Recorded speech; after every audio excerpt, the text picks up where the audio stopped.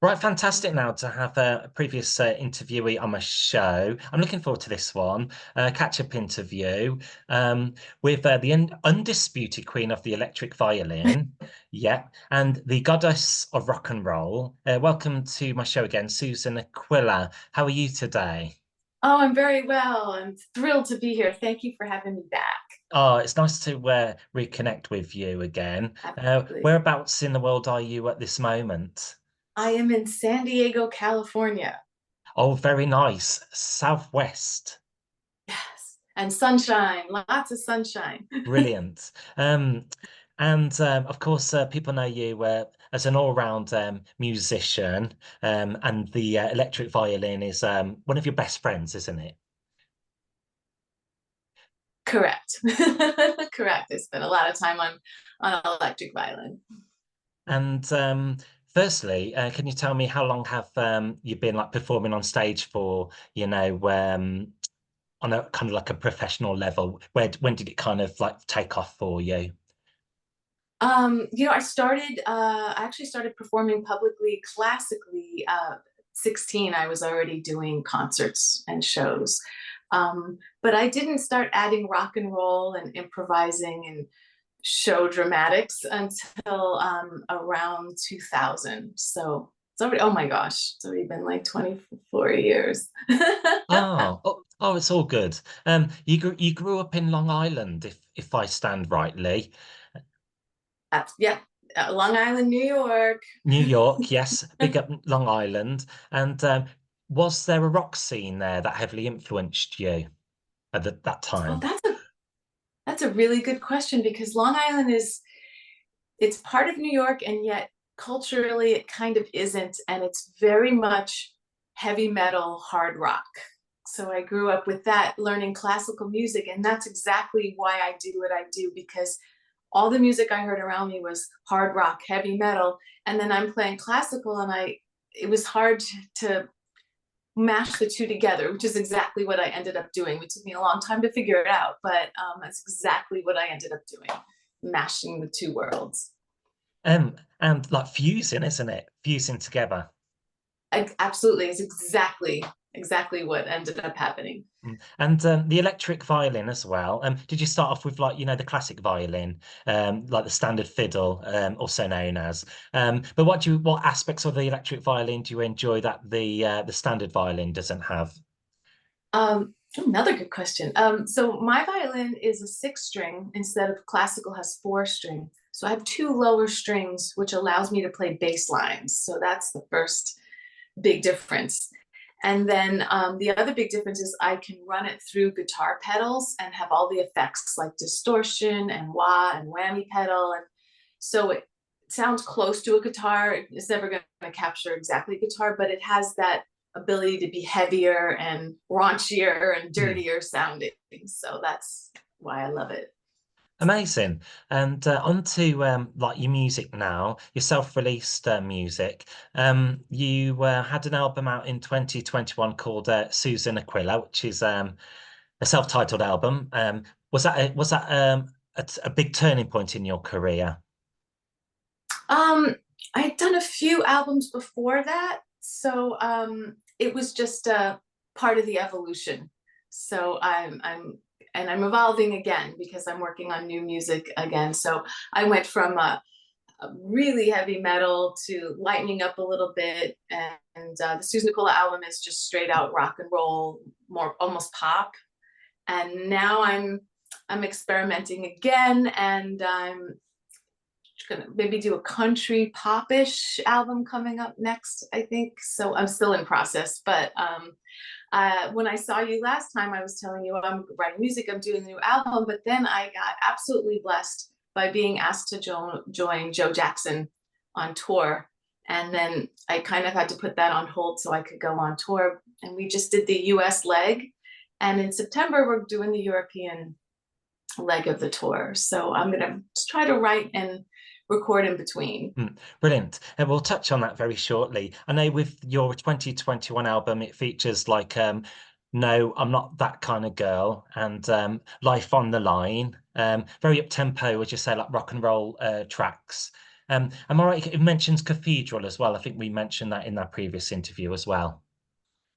Yes, Cathedral is Van Halen, Eddie Van Halen's guitar solo, and I adapted it to electric violin. And I Amazing. think it's my favorite. It's my favorite of that whole album. I think it's my favorite. That's good. And you recently released a Christmas single last year. I want to make it with a Santa Claus. Was that a refreshing change of direction to what you usually do?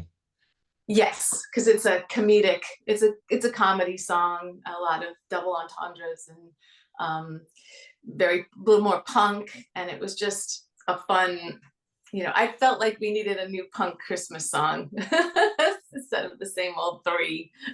So I had fun with that one. Mm. I just had in my notes here. There's not many Christmas rock songs out there. You get your Slade and your Wizards, but maybe "Thank God It's Christmas" by Queen, and then "Santa Claus is Coming to Town," Bruce Springsteen.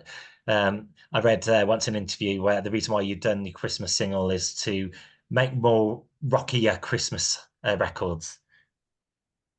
Well, you know what's interesting? I found it hard to get radio play because on the classic rock stations, they only wanted to play those classic songs and they didn't want to put any new ones in. Nobody wanted to play it. It was crazy. Nobody wanted new stuff. I mean, some definitely internet radio, they were more open to it. It got a Mm. lot of play Yeah, there. But as far as classic rock stations, they didn't want to touch it. yeah. Like the Isn't that crazy? commercial radio stations. Yeah, they didn't want to, they wanted to stick with their three songs that they Yeah, always play at yeah. Christmas. I think that's why I enjoy doing the community radio, the syndicate, because we have more creative control about the music we can play, and it's amazing, to have an opportunity to support and play like artists like yourselves music because the mainstream stations are too restrictive on their playlists. That is right. And we thank you for it. All artists, thank you for it. And also, I have to say, all the cool people are tuned in here. That's It's it. that, it's all the people that want to hear something new and create new creative artists, they're all tuned in here. Mm. So thank you for that. No worries. It's a delight to have an opportunity to promote live acts and musicians. Right, Yeah. and I was going to ask you, would you consider doing a Christmas record again, or do you think you're just happy with that one? Oh no, I would love to do more now that I have more ideas and I saw how that one kind of took off. So yeah, Mm. absolutely. I'm definitely gonna do some more of that. So it will give you an incentive to make another record, Yeah. Christmas one. Brill. And you extensively travel like around the world on tour. I mean, I do follow you. You're on state to state to state. How do you keep up with everything? Traveling and can it be a bit exhausting sometimes? I like to say more, it can be exhausting, but it's more messy. It's very hard to keep track of all your stuff as you're kind of tumbling from one town to another. But you do get a rhythm going. You do get a rhythm going, but you do lose a lot of things. You can't keep track Mm, of all your personal belongings. So sure, mm. running, playing a concert, you need this, this, and this, and then you're on the bus, you're on the train, you're on the plane. So it's a little messy and that way, but Yeah. it's also so exciting, and every day is so different Mm. and unpredictable, completely unpredictable. You never know what's going to happen next. You never know. And we're visiting like cities and towns and places and meeting all types of people. Do you enjoy that aspect of it as well? Oh, I love the whole process, and especially this last tour we did. I loved every minute of it. I mean, the band got along so well that we actually hung out on our off time, and so the band stayed together as just this supportive family, and yeah, meeting the fans that come to the show, and um, being able, sometimes when we get comp tickets, we could just give them out to people we meet during the day, and then they come to the show, and then we meet Mm, them after, and it's so cool just to have that opportunity to be able to do that. mm. That's amazing. Do you get a chance as well to do some sightseeing, like in your day? Do you get like some free time to allow you to do that, explore these places, cities? Yes, yes. I didn't get to see as much as I'd like because sometimes we're only in a city for a day, but I always have like 3 or 4 hours where I can kind of go and see the sights. So yeah, that does happen. Oh, that's good. Bit of exploration for you. Yeah, yeah. Cool. And one of um, one of a musician's ultimate goal, or in some people's eyes, is to play Carnegie Hall, and you've done that. Yes, done that a few times. Oh, Yes, and wow. just Carnegie Hall, first of all, because of the history and all the many famous, wonderful artists that have played there. It's so exciting. But actually, the hall itself is so perfectly created that when you play a sound, it's just everything gets mixed and sent out. It is the most beautiful hall to play in for a musician standpoint. So I And love that. they say to achieve that, all you have to do is practice and practice. And then practice more and practice more. Yeah. Yes, that That is was the a truth. that was a Spark song, that was. I got that from How to Get to Carnegie Hall. Okay. Practice, man, practice. Yeah. I And I mean, you've also played many other glorious venues around the world as well. Yes, yes, and I'm looking forward to a lot more and some in your hometown. Yeah, Europe as well. We are coming to that question now. Oh yeah, we'll do that one now. Exciting news, as you might have mentioned, just coming to Europe, Yeah. supporting Joe Jackson.